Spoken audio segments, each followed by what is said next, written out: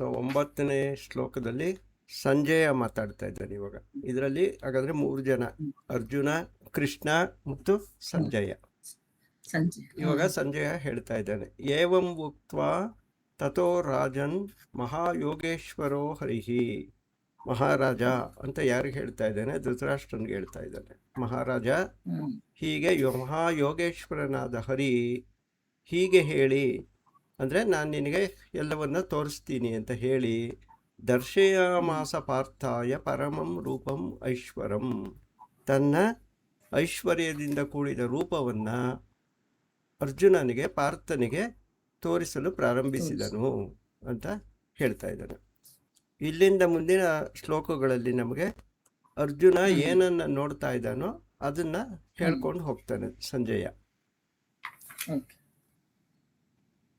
ಯಾವ ರೀತಿಯಲ್ಲಿ ವಿಶ್ವರೂಪವನ್ನು ತೋರಿಸ್ದ ಕೃಷ್ಣ, ಅದನ್ನ ಹೇಗೆ ಅರ್ಜುನ ನೋಡ್ದ, ಅವುಗಳನ್ನೆಲ್ಲ ಧೃತರಾಷ್ಟ್ರನಿಗೆ ಸಂಜಯ ಹೇಳ್ಕೊಂಡು ಹೋಗ್ತಾ ಇರ್ತಾನೆ.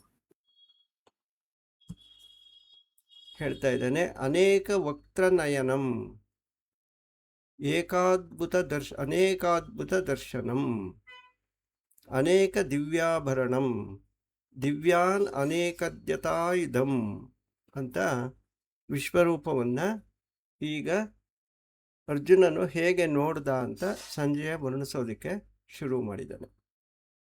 ಅನೇಕ ವಕ್ತ್ರನಯನಂ, ಆ ಒಂದು ವಿಶ್ವರೂಪವನ್ನು ತೋರಿಸ್ತಾನೆ ಇವಾಗ ಕೃಷ್ಣ. ಅದನ್ನು ಅರ್ಜುನ ನೋಡ್ತಾರೆ. ಅದರಲ್ಲಿ ಅನೇಕವಾದ ಮುಖಗಳು, ಕಣ್ಣುಗಳು ಆ ರೂಪದಲ್ಲಿತ್ತು. ಇವಾಗ ನಮ್ಮೆಲ್ಲರಿಗೂ ಕೂಡ ಒಂದು ಮುಖ, 2 ಕಣ್ಣು, 1 ಮೂಗು, ಆ ರೀತಿ ಇರುತ್ತೆ. ಆದರೆ ವಿಶ್ವರೂಪದಲ್ಲಿ ಲಕ್ಷಾಂತರ ಕಣ್ಣುಗಳು, ಲಕ್ಷಾಂತರ ಮುಖಗಳು ಎಲ್ಲವೂ ಕೂಡ ನೋಡೋದಕ್ಕೆ ಪ್ರಾರಂಭ ಮಾಡ್ದ. ಹೇಗಿದು, ಏಕೆ ಅಷ್ಟೊಂದು ಬಂತು ಅಂದರೆ, ಇದರ ಅರ್ಥ ಏನಪ್ಪ ಅಂದರೆ, ಅನೇಕ ವಕ್ತ್ರನಯನಂ ಅಂದರೆ ನಮ್ಮೆಲ್ಲರ ಕಣ್ಣುಗಳು ಭಗವಂತನ ಕಣ್ಣುಗಳೇ. ಆದ್ದರಿಂದ ನಾವೆಷ್ಟು ಜನ ಇದ್ದೀವೋ, ಸ್ಥಾವರ ಜಂಗಮಾತ್ಮಕವಾದ ಎಲ್ಲ ಪ್ರಾಣಿಗಳ ಕಣ್ಣುಗಳು ಆ ಭಗವಂತನ ಕಣ್ಣುಗಳೇ. ಅಷ್ಟು ಕಾಣಿಸ್ತಾ ಇದೆ ಅವನಲ್ಲಿ. ಹಾಗೆ ನಮ್ಮ ಎಲ್ಲ ಮುಖಗಳು, ಒಂದು ಹಾವಿನ ಮುಖ ಆಗಿರ್ಬೋದು, ಆನೆಯ ಮುಖ ಆಗಿರ್ಬೋದು, ಸಿಂಹ ಆಗಿರ್ಬೋದು, ಮನುಷ್ಯನಾಗಿರ್ಬೋದು, ಎಲ್ಲರ ಮುಖಗಳು ಆ ಭಗವಂತನ ಮುಖವೇ. ಆ ರೀತಿಯಲ್ಲಿ ವಿಶ್ವರೂಪ ತೋರಿಸೋದಕ್ಕೆ ಶ್ರೀಕೃಷ್ಣ ಪ್ರಾರಂಭ ಮಾಡಿದ. ಸೊ ಅನೇಕ ವಕ್ತ್ರನಯನಂ ಅನೇಕಾದ್ಭುತ ದರ್ಶನಂ, ಮತ್ತು ಅದರಲ್ಲಿ ಇನ್ನೇನಿತ್ತು ಅಂದರೆ ಅನೇಕಾದ್ಭುತ ದರ್ಶನಂ, ಅನೇಕ ಅಚ್ಚರಿಗೊಳಿಸುವ ಅದ್ಭುತವಾದ ದೃಶ್ಯಗಳು ಕೂಡ ಅದರಲ್ಲಿ ಕಾಣಿಸೋದಕ್ಕೆ ಶುರು ಮಾಡಿತು. ಅರ್ಜುನ ನೋಡ್ತಾ ಇದ್ದಾನೆ, ಆ ಒಂದು ವಿಶ್ವರೂಪದಲ್ಲಿ ಪರಬ್ರಹ್ಮನಿಗೆ ಒಂದು ಕಣ್ಣಿಲ್ಲ, ಲಕ್ಷಾಂತರ ಕೋಟ್ಯಾಂತರ ಕಣ್ಣುಗಳು, ಕೋಟ್ಯಾಂತರ ಮುಖಗಳು. ಅನೇಕಂ ವಕ್ತ್ರಂ ನಯನಂ ಅನೇಕ ಅದ್ಭುತ ದರ್ಶನಂ. ಅದು ಬಿಟ್ಟು ನಾವು ಈ ಭೂಲೋಕದಲ್ಲಿ ಜನ್ಮದಲ್ಲಿ ಈ ಕಣ್ಣುಗಳಿಂದ ನೋಡೋಕ್ಕೆ ಸಾಧ್ಯವಿಲ್ಲ. ಅಂತಹ ಅದ್ಭುತವಾದ ದೃಶ್ಯಗಳು ಕೂಡ ಅದರಲ್ಲಿ ಕಾಣಿಸೋದಕ್ಕೆ ಶುರು ಆಯಿತು. ಅನೇಕ ದಿವ್ಯ ಆಭರಣಂ, ಆ ಒಂದು ವಿಶ್ವರೂಪ ಏನಿತ್ತು ಅಂದರೆ ಅನೇಕ ದಿವ್ಯವಾದ ಒಡವೆಗಳನ್ನು ಕೂಡ ಅದು ಹಾಕ್ಕೊಂಡಿತ್ತು. ದಿವ್ಯವಾದದ್ದು ಅಂದರೆ ದೇವತೆಗಳಿಗೆ ಸಂಬಂಧಪಟ್ಟದ್ದು, ಪವಿತ್ರವಾದದ್ದು. ಆ ಒಡವೆಗಳನ್ನು ಕೂಡ ಅದು ಆಭರಣಗಳನ್ನು ಹಾಕ್ಕೊಂಡಿತ್ತು. ಅದರಿಂದ ಅನೇಕ ದಿವ್ಯ ಆಭರಣಂ. ದಿವ್ಯಾನ್ ಅನೇಕೋದ್ ಆಯುಧಂ, ಅನೇಕವಾದ ಆಯುಧಗಳನ್ನು ಕೂಡ ಅದು ಹಿಡ್ಕೊಂಡಿತ್ತು. ಅದರಲ್ಲಿ ಗದೆ ಇರ್ಬೋದು, ಚಕ್ರ ಇರ್ಬೋದು, ಬಿಲ್ಲಿರ್ಬೋದು, ಬಾಣ ಇರ್ಬೋದು, ಏನೇನಿದೆಯೋ, ವಜ್ರಾಯುಧ ಇರ್ಬೋದು, ಎಲ್ಲ ಆಯುಧಗಳನ್ನು ಹಿಡ್ಕೊಂಡಿತ್ತು. ಅದಕ್ಕೆ ಲಕ್ಷಾಂತರ ಮುಖಗಳು, ಲಕ್ಷಾಂತರ ಕಣ್ಣುಗಳು, ಎಲ್ಲ ದಿವ್ಯವಾದ ಆಭರಣಗಳು ಧರಿಸ್ಕೊಂಡು ಅದು ನಿಂತ್ಕೊಂಡಿತ್ತು. ಈ ಒಂದು ಶ್ಲೋಕಗಳನ್ನು ನೋಡಿದಾಗ ಕವಿಗಳು ವರ್ಣನೆ ಮಾಡಿರ್ತಾರಲ್ಲ, ಅದನ್ನು ಚಿತ್ರಗಾರರು ಏನು ಮಾಡ್ತಾರೆ, ಒಂದು ಚಿತ್ರ ರಚಿಸ್ಬಿಟ್ಟು ಪ್ರಿಂಟ್ ಹಾಕ್ಬಿಟ್ಟು ನಮಗೊಂದು ಫೋಟೋ ಕೊಡ್ತಾರೆ. ಓ, ಇದೇ ನೋಡಿ ವಿಶ್ವರೂಪ. ಅವೆಲ್ಲ ಕಲ್ಪನೆಗಳು, ಯಾರೂ ನೋಡೋಕ್ಕೆ ಸಾಧ್ಯವಿಲ್ಲ. ಏನಿಲ್ಲ, ಇವಾಗ 1,00,000 ಮುಖ ಇದ್ದರೆ ಅವನಿಗೆ ಹೇಗೆ ತೋರಿಸ್ಬೋದು? ಎಲ್ಲ ಆಯುಧಗಳು ಇಟ್ಕೊಂಡಿದ್ರೆ ಹೇಗೆ ತೋರಿಸ್ಬೋದು? ದಿವ್ಯವಾದ ಆಭರಣಗಳು, ಪೀತಾಂಬರ ಧರಿಸಿರೋವನ್ನು ತೋರಿಸ್ಬೇಕು. ಆವಾಗ ಒಂದು ಚಿತ್ರ ರಚಿಸ್ತಾರೆ. ಆ ಚಿತ್ರವನ್ನೇ ನಮಗೆ ಫೋಟೋ ಪ್ರಿಂಟಾಗಿ ಎಲ್ಲ ಮನೆಗಳಲ್ಲೂ ಕೂಡ ಇರುತ್ತೆ. ಅದನ್ನು ನೋಡಿದಾಗ ನಮಗೆ ಈ ಶ್ಲೋಕನೇ ಜ್ಞಾಪಕ ಬರಬೇಕು. ಈ ರೀತಿಯಲ್ಲಿ ಅವನು ಕೃಷ್ಣ ತನ್ನ ವಿಶ್ವರೂಪವನ್ನು ಅರ್ಜುನನಿಗೆ ತೋರಿಸಿದಾಗ ಅರ್ಜುನನಿಗೆ ಈ ರೀತಿಯಾಗಿ ವಿಶ್ವರೂಪ ಕಾಣಿಸ್ತಾ ಇತ್ತು, ಆ ಪರಬ್ರಹ್ಮನ ವಿಶ್ವರೂಪ ಕಾಣಿಸ್ತಾ ಇತ್ತು. ದಿವ್ಯ ಮಾಲ್ಯಾಂಬರಧರಂ, ದಿವ್ಯವಾದ ಮಾಲೆಗಳನ್ನು ಅಂದರೆ ಹೂಗಳನ್ನು, ಅಂಬರಗಳನ್ನು ಎಂದರೆ ವಸ್ತ್ರಗಳನ್ನು ಯಾವನು ಧರಿಸಿದ್ದನೋ ಆ ಈಶ್ವರನು ದಿವ್ಯ ಮಾಲಾಂಬರಧರಂ. ಅಂದರೆ ಆ ವಿಶ್ವರೂಪ ಏನು ಮಾಡಿತ್ತು, ದಿವ್ಯವಾದ ಎಲ್ಲ ಮಾಲೆಗಳನ್ನು ಧರಿಸ್ಕೊಂಡಿತ್ತು, ಹಾರಗಳನ್ನು. ಇವಾಗ ಪಾರಿಜಾತ ಅಂತಾರೆ, ಅದು ಬಾಡೋದೇ ಇಲ್ಲ ಅಂತಾರೆ. ಆ ರೀತಿಯಾದ ದಿವ್ಯವಾದ ಹೂಗಳಿಂದ ಮಾಡಿದ ಮಾಲೆಗಳನ್ನು, ಅಂಬರ ಅಂದರೆ ಬಟ್ಟೆ, ವಸ್ತ್ರ, ಆ ವಸ್ತ್ರಗಳನ್ನು ಅವನು ಧರಿಸ್ಕೊಂಡಿದ್ದ. ದಿವ್ಯಗಂಧಾನ್ ಅಲುನೇಪನಂ, ಮತ್ತು ಅತ್ಯಂತ ಉತ್ತಮವಾದ ಶ್ರೇಷ್ಠವಾದ ಪವಿತ್ರವಾದ ಗಂಧವನ್ನು ಆ ವಿಶ್ವರೂಪನ ಮೈಗೆಲ್ಲ ಪಡ್ಕೊಂಡಿದ್ದ. ಸರ್ವ ಆಶ್ಚರ್ಯಮಯಂ ದೇವಂ, ಆ ಒಂದು ವಿಶ್ವರೂಪದಲ್ಲಿ ಎಲ್ಲ ರೀತಿಯ ಆಶ್ಚರ್ಯಕರವಾದ ದೃಶ್ಯಗಳು ಕೂಡ ಕಾಣಿಸ್ತಾ ಇತ್ತು. ಅನಂತಂ, ಅವನಿಗೆ ಕೊನೆಯೇ ಇಲ್ಲವಾದ್ದರಿಂದ ಅವನು ಅನಂತ. ಇವಾಗ ನಾವು 6 ಅಡಿ ಇರ್ಬೋದು, 7 ಅಡಿ ಇರ್ಬೋದು, ಎಷ್ಟೋ ಇರ್ತೀವಲ್ಲ, ಅಗಲನೂ ಒಂದಷ್ಟು ಇರ್ತೀವಿ, ತೂಕ ಒಂದಷ್ಟು ಇರ್ತೀವಿ, ನಾವು ಅಂತ, ನಮಗೊಂದು ಕೊನೆ ಇದೆ. ಆದರೆ ಆ ವಿಶ್ವರೂಪನಿಗೆ ಅನಂತ. ಅವನು ಅನಂತ ಅಂದರೆ ಅವನಿಗೆ ಕೆಳಗಡೆ ಕಾಲು ಕಾಣಿಸ್ತಾ ಇಲ್ಲ, ಮೇಲ್ಗಡೆ ತಲೆನೂ ಕಾಣಿಸ್ತಾ ಇಲ್ಲ, ಕೈಕಾಲುಗಳೂ ಕಾಣಿಸ್ತಾ, ಅಷ್ಟು ದೊಡ್ಡವನು.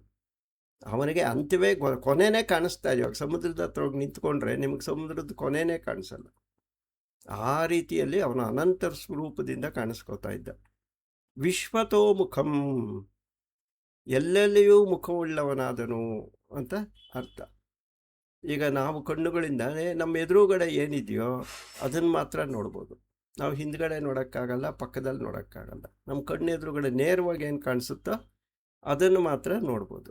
ನೋಡಲೇಬೇಕು ಈ ಪಕ್ಕದಲ್ಲಿ ಅಂದರೆ ಸ್ವಲ್ಪ ತಿರುಗಿಸ್ಬಿಟ್ಟು ನೋಡಬೇಕಾಗುತ್ತೆ.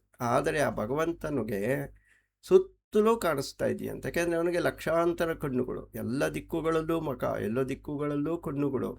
ಅವನು ಸರ್ವತೋಮುಖಂ, ಎಲ್ಲ ಕಡೆನೂ ನೋಡ್ತಾ ಇದ್ದಾನೆ, ಎಲ್ಲರನ್ನೂ ನೋಡ್ತಾ ಇದ್ದಾನೆ, ಎಲ್ಲನೂ ಕೇಳಿಸ್ಕೋತಾ ಇದ್ದಾನೆ. ಆದ್ದರಿಂದ ಅವನು ಎಲ್ಲ ಪ್ರಾಣಿಗಳಿಗೂ ಆತ್ಮನವನು. ಎಲ್ಲ ಪ್ರಾಣಿಗಳಲ್ಲಿರುವ ಆತ್ಮನು ಭಗವಂತನೇ ಆಗಿದ್ದಾನೆ. ಈ ರೀತಿಯಲ್ಲಿ ಅರ್ಜುನನಿಗೆ ಶ್ರೀಕೃಷ್ಣ ಕಾಣಿಸ್ಕೋತಾ ಇದ್ದಾನೆ.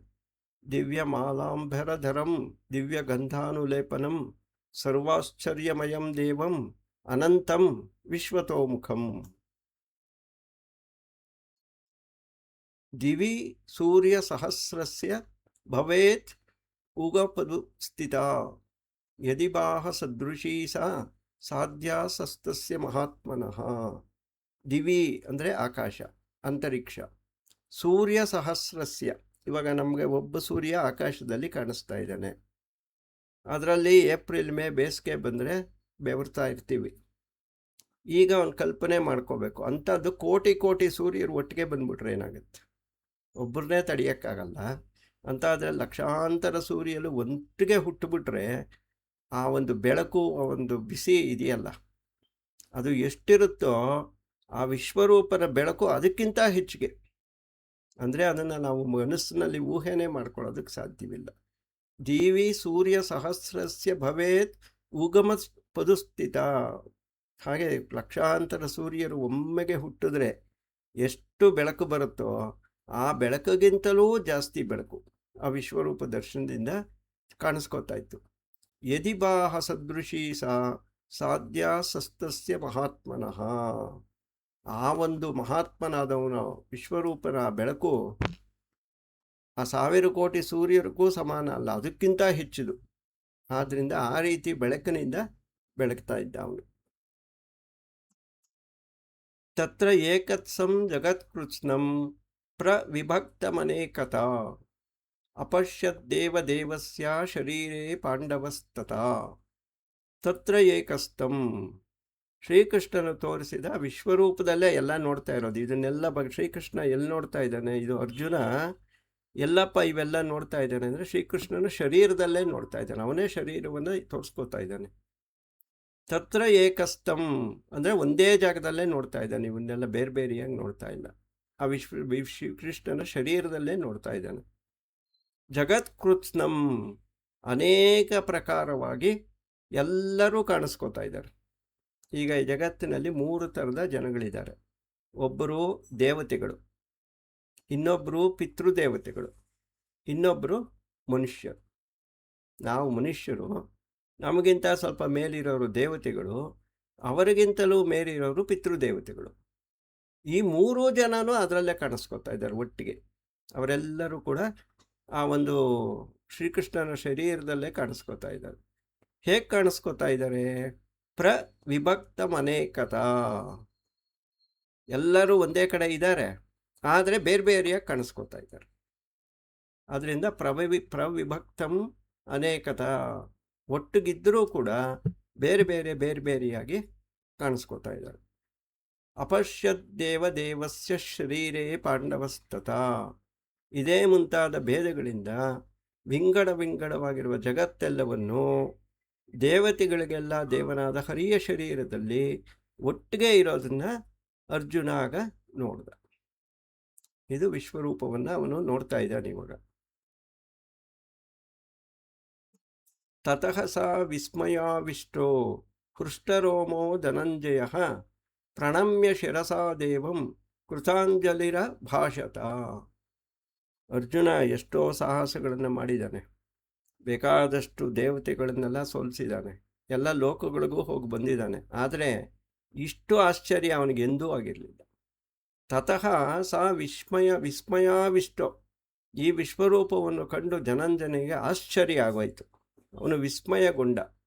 ಹೃಷ್ಟರೋಮಾಂಚನ. ಹೃಷ್ಟರೋಮಾಂಚನ ಅಂದರೆ ಇವಾಗ ನಮಗೇನಾದರೂ ಒಂಥರ ತುಂಬ ಸಂತೋಷ ಆದರೆ ಅಥವಾ ಆಶ್ಚರ್ಯ ಆದರೆ ಮೈಮೇಲಿರೋ ಕೂದಲುಗಳೆಲ್ಲ ನಿಂತ್ಕೊಂಡ್ಬಿಡುತ್ತೆ, ಅದು ಹೃಷ್ಟರೋಮಾಂಚನ. ಆ ರೀತಿ ಅವನ ಕೈಕಾಲುಗಳಲ್ಲಿದ್ದ ಕೂದಲುಗಳೆಲ್ಲ ನೆಟ್ಟಿಗೆ ನಿಂತ್ಕೊಂಡ್ಬಿಡ್ತು, ಅಷ್ಟು ಆಶ್ಚರ್ಯ ಆಗ್ತಾ ಇದೆ. ಆಗ ಅವನೇನು ಮಾಡ್ತಾನೆ? ಪ್ರಣಮ್ಯ ಶಿರಸಾ ದೇವಂ ಕೃತಾಂಜಲಿರ ಭಾಷತ. ತಕ್ಷಣವೇ ಪ್ರಣಮ್ಯ ಶಿರಸಾ ದೇವಂ, ತಲೆಬಾಗಿ ಸಾಷ್ಟಾಂಗ ನಮಸ್ಕಾರವನ್ನು ಮಾಡಿ ಎದ್ದು ಕೈಗಳನ್ನು ಜೋಡಿಸಿ ಮುಗಿದು ಅವನು ಶ್ರೀಕೃಷ್ಣನಿಗೆ ಹೀಗೆ ಹೇಳ್ತಾನೆ. ಅರ್ಜುನ ಏನು ಸಾಮಾನ್ಯನಲ್ಲ, ಅವನೇನೇ ತಲೆಬಾಗಿ ನಮಸ್ಕಾರ ಮಾಡೋದು, ಸಾಷ್ಟಾಂಗ ನಮಸ್ಕಾರ ಮಾಡೋದು ಎಲ್ರಿಗೂ ಮಾಡಲ್ಲ ಅವನು. ಈ ವಿಶ್ವರೂಪವನ್ನು ಕೃಷ್ಣನಿಗೆ ಮಾಡಿದ್ನೋ ಇಲ್ವೋ ಅವನು ಯಾವಾಗ್ಲೂ ಬರೀ ಕೃಷ್ಣ ಕೃಷ್ಣ ಅನ್ಕೊಂಡು ಫ್ರೆಂಡ್ ಥರ ಇದ್ದ. ಇವಾಗ ನೋಡ್ತಾನೆ, ವಿಶ್ವರೂಪ ದರ್ಶನ ನೋಡ್ತಾ ಇದ್ದಾನೆ. ಅವನಿಗೆ ತಕ್ಷಣನೇ ಏನು ಅನ್ನಿಸ್ತೀವ, ನಾವು ಅಷ್ಟೇ ದೇವಸ್ಥಾನಕ್ಕೆ ಹೋದ್ರೆ ನಿಂತ್ಕೊಂಡೇ ಇರ್ತೀವ, ನಾವೇ ತಲೆ ಬಗ್ಗೆ ನಮಸ್ಕಾರ ಮಾಡಿಬಿಡ್ತೀವಿ, ಅದಾಗೋಗುತ್ತೆ ಆ ಥರ. ಹಾಗೆ ಅರ್ಜುನ ಪ್ರಣಮ್ಯ ಶಿರಸಾ ದೇವಂ ಕೃತಾಂಜಲಿರ ಭಾಷತ, ನಿಧಾನವಾಗಿ ಸಾಷ್ಟಾಂಗ ನಮಸ್ಕಾರವನ್ನು ಮಾಡಿ ಕೃತಾಂಜಲಿ ಅಂದರೆ ಕೈ ಮುಗಿದು ನಿಂತ್ಕೊಳ್ಳೋದು, ಕೃತಾಂಜಲಿಯಾಗಿ ಹೀಗೆ ಹೇಳ್ತಾನೆ. ಅರ್ಜುನ ಉವಾಚ, ಅರ್ಜುನ ಹೀಗೆ ಹೇಳ್ತಾನೆ. ಪಶ್ಯಾಮಿ ದೇವಾಂಸ್ತಃ ದೇವದೇಹೇ ಸರ್ವಾಂಸ್ತತಾ ಭೂತ ವಿಶೇಷ ಸಂಘಾನ್.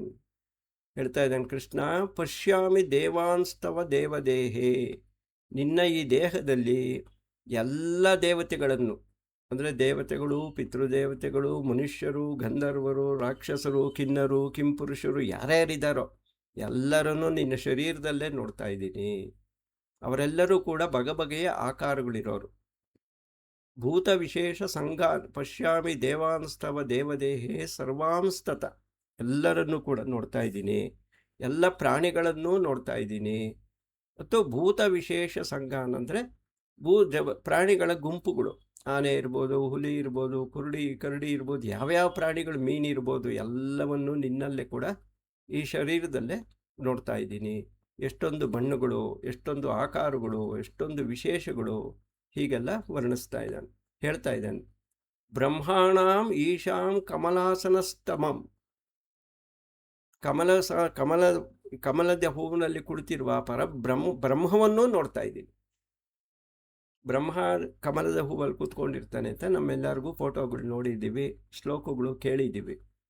ಇಲ್ಲಿ ಶಂಕರಾಚಾರ್ಯರು ಹೇಳ್ತಾ ಇದ್ದಾರೆ, ಯಾವುದಿದು ಕಮಲದ ಹೂವು ಅಂದರೆ ಭೂಮಿನೇ ಕಮಲದ ಹೂವು. ಚತುರ್ಮುಖ ಬ್ರಹ್ಮನು ಭೂಮಿ ಎಂಬ ತಾವರೆಯ ಮಧ್ಯೆ ಮೇರು ಎಂಬ ಕರುಣಿಕೆಯ ಮೇಲೆ ಕೂತಿದ್ದಾನೆ. ಅಂದರೆ ಮೇರು ಪರ್ವತ ಅಂತ ಒಂದು ಭೂಲೋಕದಲ್ಲಿ ಇದೆ, ಅದು ಕಣ್ಣಿಗೆ ಕಾಣಿಸಲ್ಲ. ಅದು ಆ ಮೇರು ಪರ್ವತದ ಮೇಲೆ ಕುಳಿತಿರುವವನೇ ಬ್ರಹ್ಮ. ಅವನು ಅದನ್ನೇ ಕಮಲದ ಹೂವು ಅಂತ ಹೇಳ್ತಾರೆ. ಆ ರೀತಿಯಲ್ಲಿ ಕಮಲದ ಹೂವಿನಲ್ಲಿ ಕುಳಿತಿರುವ ಚತುರ್ಮುಖವಾದ ಬ್ರಹ್ಮನನ್ನೂ ನೋಡ್ದ. ಋಷೀಂಶ್ಚ, ವಶಿಷ್ಠ ಮೊದಲಾದ ಎಲ್ಲ ಋಷಿಗಳನ್ನೂ ನೋಡ್ತಾ ಇದ್ದಾನೆ ಕೃಷ್ಣನ ಶರೀರದಲ್ಲಿ. ಸರ್ವಾನ್ ಉರುಗಾಂಶ್ಚ ದಿವ್ಯಾನ್, ದಿವ್ಯವಾದ ದೇವಲೋಕದಲ್ಲಿರುವ ವಾಸುಕಿಯೇ ಮೊದಲಾದ ಉರುಗಗಳನ್ನು, ಅಂದರೆ ಸರ್ಪಗಳನ್ನು, ಇವುಗಳನ್ನು ಕೂಡ ನಾನು ನೋಡ್ತಾ ಇದ್ದೀನಿ ಅಂತ ಅರ್ಜುನನಿಗೆ ಇವೆಲ್ಲ ಕಾಣಿಸ್ತಾ ಇದೆ. ಏನೇನು ಕಾಣಿಸ್ತಾ ಇದೆ? ಎಲ್ಲ ದೇವತೆಗಳು, ಪಿತೃದೇವತೆಗಳು, ದೇವತೆಗಳು, ಮನುಷ್ಯರು, ಆಮೇಲೆ ಭೂತ ವಿಶೇಷ ಸಂಘಾನ್, ಎಲ್ಲ ಪ್ರಾಣಿಗಳ ಗುಂಪುಗಳು, ಬ್ರಹ್ಮವು ಕಮಲದ ಹೂವಲ್ಲಿ ಕೂತ್ಕೊಂಡಿರೋ ಚತುರ್ಮುಖ ಬ್ರಹ್ಮ, ಸರ್ವಾನ್ ಉರುಗಾಶ್ಚ ದಿವ್ಯಾನ್, ದಿವ್ಯವಾದ ಪ್ರಾಣಿಗಳು, ಇವುಗಳಲ್ಲಿ ಎಲ್ಲವನ್ನೂ ನಾವು ಸೇರಿಸ್ಕೋಬೋದು. ಉರುಗ ಒಂದೇ ಅಲ್ಲ, ಅದರಲ್ಲಿ ಕಲ್ಪವೃಕ್ಷ, ಕಾಮಧೇನು, ಏನೇನಿದೆಯೋ ಎಲ್ಲವೂ ಕೂಡ ಕೃಷ್ಣನ ಶರೀರದಲ್ಲೇ ಕಾಣಿಸ್ತಾ ಇದೆ. ಅನೇಕ ಬಾಹು ಉದರ ವಕ್ತ್ರನೇತ್ರಂ ಪಶ್ಯಾಮಿ ತ್ವಾ ಸರ್ವತೋ ಅನಂತರೂಪಂ. ಕೃಷ್ಣ, ಅನೇಕ ಬಾಹು ಉದರ ವಕ್ತ್ರನೇತ್ರಂ, ನಿನಗೆ ಅನೇಕ ಬಾಹುಗಳಿವೆ, ಅನೇಕವಾದ ತೋಳುಗಳಿವೆ, ಕೈಗಳಿವೆ. ತೋರಿಸ್ತಾರಲ್ಲ ವಿಶ್ವರೂಪ ಫೋಟೋ ಒಳಗಡೆ ನೋಡಿದ್ರೆ 106 ಕೈಗಳು ಬರೆದಿರ್ತಾರೆ. ಅನೇಕ ಬಾಹುಗಳು. ಯಾಕೆ ಅನೇಕ ಬಾಹುಗಳು? ನಮ್ಮೆಲ್ಲರ ಬಾಹುಗಳು ಭಗವಂತನ ಕೈಗಳೇ ಅವು. ಅನೇಕ ವಕ್ತ್ರನೇತ್ರಂ, ಅನೇಕ ಮುಖಗಳು, ಅನೇಕ ಹೊಟ್ಟೆಗಳು, ಅನೇಕ ಕಣ್ಣುಗಳು, ಅನೇಕ ಬಾಯಿಗಳು, ಎಲ್ಲವೂ ಇರುವುದನ್ನು ನಾನು ನೋಡ್ತಾ ಇದ್ದೀನಿ. ಅಂದರೆ ನಮ್ಮೆಲ್ಲರ ಶರೀರವು ಭಗವಂತನ ಶರೀರವು.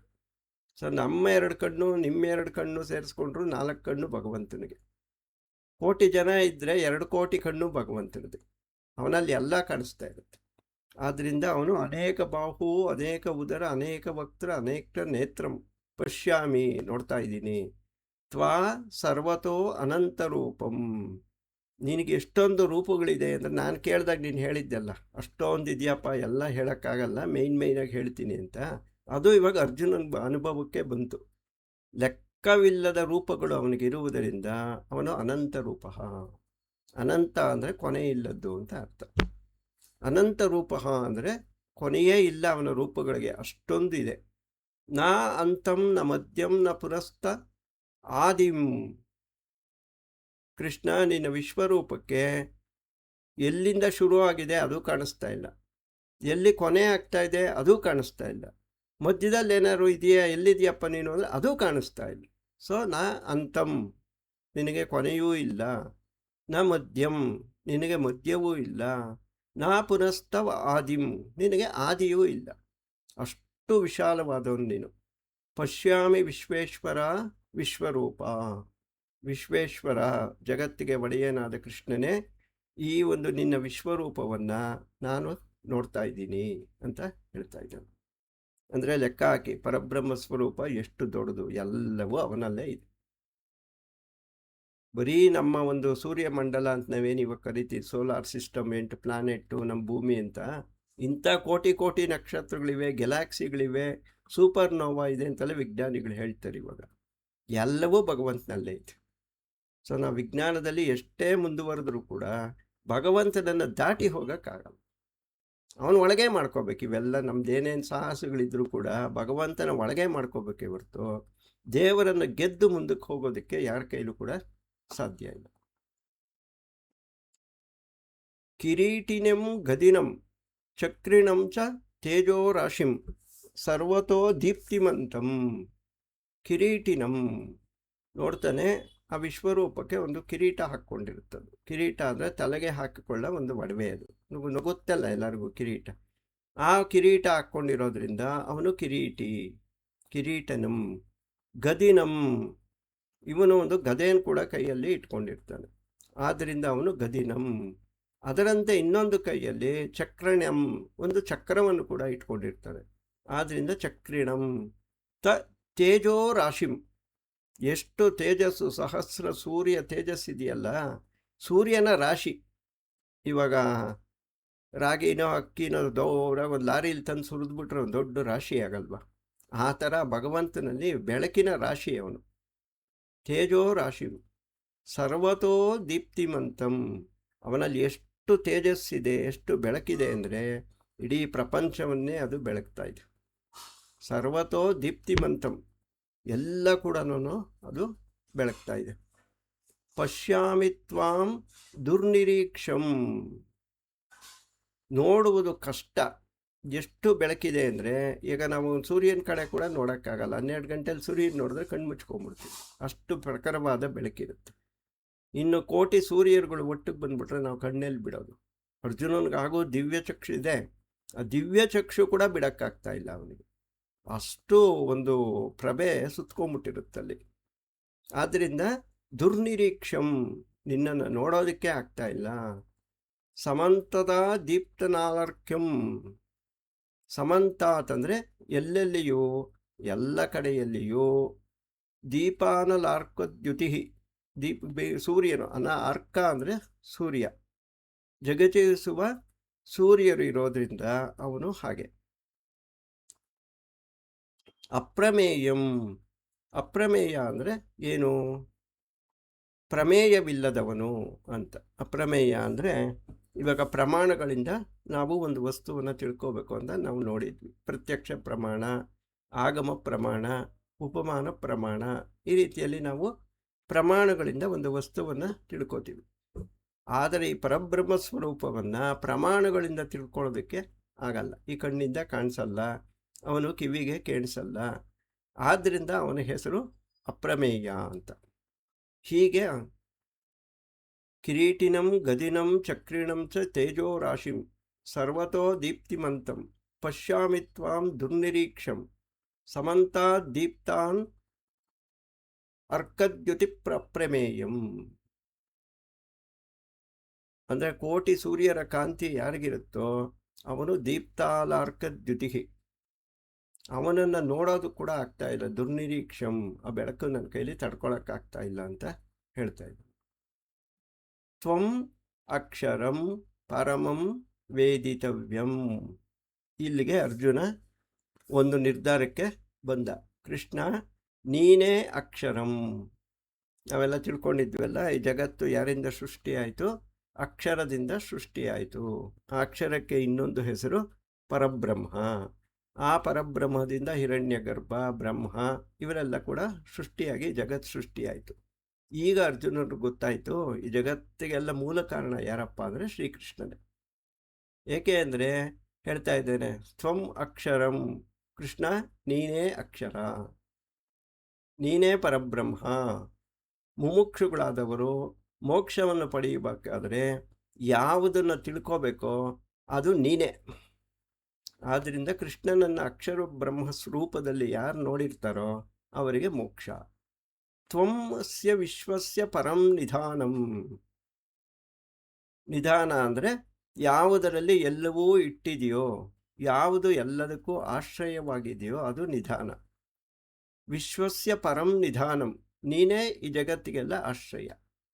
ನೀನಿದ್ರೆ ಮಾತ್ರ ಜಗತ್ತು, ನೀನೇ ಇಲ್ಲ ಅಂದರೆ ಜಗತ್ತಿಲ್ಲ. ಅದರಿಂದ ಜಗತ್ತಿಗೆಲ್ಲ ವಿಶ್ವಸ್ಯ ಪರಂ ನಿಧಾನಂ, ನೀನೇ ಎಲ್ಲದಕ್ಕೂ ಕೂಡ ಆಶ್ರಯ. ತ್ವಂ ಅವ್ಯಯ, ನೀನು ಅವ್ಯಯನು. ಅವ್ಯಯ ಅಂದರೆ ಇವಾಗ ನಾವು ವ್ಯಯ. ಇವಾಗ 20 ವರ್ಷ ಇದ್ದಾಗ 30, 50, 60, 70, 80 ಬರ್ತಾ ಬರ್ತಾ ನಮ್ಮ ಒಂದೊಂದೇ ಅಂಗುಗಳು ವೀಕ್ ಆಗ್ತಾ ಹೊರಟೋಗುತ್ತೆ. ಅದನ್ನೇ ವ್ಯಯ. ವ್ಯಯ ಅಂದರೆ ಕಳೆಯೋದು. ಕಳ್ಕೊತಾ ಇರ್ತೀವಿ ನಮ್ಮ ಆಯುಸ್ಸನ್ನು, ಆರೋಗ್ಯನ, ಶಕ್ತಿ. ಇವಾಗ 20 ವರ್ಷದವ್ರು ಇದ್ದಾಗ 70 ವರ್ಷಕ್ಕೆ ಶಕ್ತಿ ಇರುತ್ತಾ? ಇರಲ್ಲ. ಅದು ಕಳ್ಕೊಳ್ತಾ ಇರ್ತೀವಿ. ಆದ್ದರಿಂದ ನಾವು ವ್ಯಯ. ಆದರೆ ಭಗವಂತನು ಎಷ್ಟು ಕಾಲ ಆದರೂ ಕೂಡ ಅವನು ಏನೂ ಕಳ್ಕೊಳ್ಳಲ್ಲ. ಆದ್ದರಿಂದ ಅವನು ಅವ್ಯಯ. ಆದ್ದರಿಂದ ಹೇಳ್ತಾ ಇದ್ದಾನೆ, ತ್ವಂ ಅವ್ಯಯ, ನೀನು ಅವ್ಯಯನು. ಶಾಶ್ವತ ಧರ್ಮ ಗೋಪ್ತ, ನೀನು ಶಾಶ್ವತವಾದ ಈ ಸನಾತನ ಧರ್ಮ ಏನಿದೆ ಅದನ್ನು ಗೋಪ್ತ ಅಂದರೆ ಕಾಪಾಡೋನು. ಗೋಪ್ತ ಅಂದರೆ ಕಾಪಾಡೋನು. ಸೊ ಶಾಶ್ವತ ಧರ್ಮ ಗೋಪ್ತ, ಈ ಶಾಶ್ವತವಾದ ಧರ್ಮವನ್ನು ಇದು ಭೂಲೋಕದಲ್ಲಿ ನೀನೇ ಕಾಪಾಡ್ತಾ ಇದೆಯಾ. ಸನಾತನಸ್ತ್ವಂ ಪುರುಷೋ ಮತೋಮೇ, ನೀನು ಸನಾತನನಾದ ಅಂದರೆ ಹಿಂದೆ ಇಲ್ಲ, ಇವಾಗಿದ್ದೆ, ಮುಂದೆ ಇರಲ್ಲ, ಆ ರೀತಿ ಹೇಳಕ್ಕೆ ಬರಲ್ಲ. ಸನಾತನ ಅಂದರೆ ಯಾವಾಗಲೂ ಇರುತ್ತೆ, ಅನಾದಿ ಅನಂತ. ಅದು ಆ ರೀತಿಯಲ್ಲ ಪರಮ ಪುರುಷನು ನೀನೇ ಅಂತ ಒಂದು ನಿರ್ಧಾರಕ್ಕೆ ಬಂದ. ಸೊ ತ್ವಂ ಅಕ್ಷರಂ ಅನ್ನೋದು ನಮಗೆ ಬಹಳ ಮುಖ್ಯ. ಆದ್ದರಿಂದ ಶ್ರೀಕೃಷ್ಣನೇ ಅಕ್ಷರ ಸ್ವರೂಪವಾದ ಪರಬ್ರಹ್ಮ. ಅಷ್ಟು ಹೇಳಬೇಕಾದ್ರೆ ಇವೆಲ್ಲವನ್ನು ಕೂಡ ಕೃಷ್ಣ ತೋರಿಸ್ಬೇಕಾಯ್ತು. ಈಗ ಪ್ರಶ್ನೋತ್ತರಗಳಿದ್ರೆ ತಗೊಳ್ಳೋಣ.